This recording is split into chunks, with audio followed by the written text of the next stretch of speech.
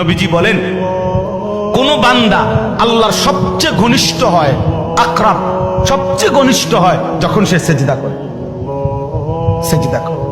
এজন্য আমার শায়েখ আল্লামা মুফতি মুশতাকুন নবী কাসিমি হুজুর সবসময় এটা বলে যে কোন বান্দা যখন সেজদা করে তো আল্লাহ তাআলা তার পিঠে মাথায় এভাবে হাত বুলায় দেয়, আদর করে। আল্লাহ আদর, আল্লাহর কুদরতি পায়ে সেজদা দেয়, মালিক তখন আদর করে দেয়, পিঠে মাথায় হাত বুলায় দেয়। আল্লাহ ডেকে বলে, আনিস আমারে সেজদা করছো না, ইরফা রাসা, উঠো, মাথা উঠো, ওঠো, বসো বসো।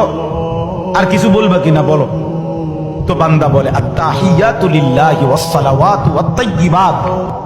আল্লাহ বলে, আচ্ছা আমার প্রশংসা করলাম, খুশি হলাম, আর কিছু? আল্লাহুম্মা সাল্লি আলা মুহাম্মদ ওয়া আলা আলি মুহাম্মদ।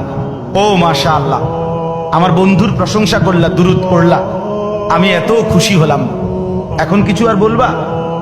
তো বান্দা বলে, আল্লাহ সেজদা দিয়ে আপনার কাছে আসলাম, আপনার প্রশংসা করলাম, আপনার বন্ধুর দুরূদ পড়লাম, একটা উদ্দেশ্য আছে, মাকসাদ আছে। কি মাকসাদ, কি উদ্দেশ্য? আল্লাহুম্মা ইন্নী যালামতু নাফসি যুলমান কাসীরা।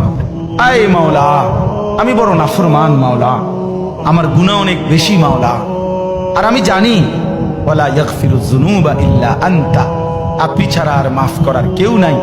এই জন্য আপনার এত কাছে আসলাম, আপনার স্পর্শ পেলাম, আপনার বড় আকরাব ঘনিষ্ঠ হলাম।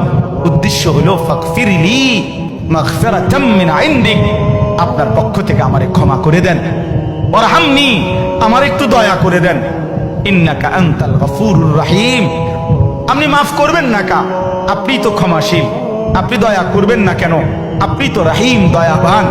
আল্লাহ বলে, কস কি রে বান্দা, এত আদর করে বললে মাফ না করি কেন? কি কইছেন এখন? আল্লাহু আকবার। এই জন্য বান্দা যখন সালাম ফিরায় এই ডানে বামে, তখনই একবার কি পড়ে, অর্থাৎ উদ্দেশ্য হলো সে সালাম ফিরাইয়াই আল্লাহু আকবার বলে, অর্থ বলে আর মানুষের জানায়, ভাই সাহেব আল্লাহ বহুত বড় মহান, উনি আমার মাফ করে দিচ্ছেন।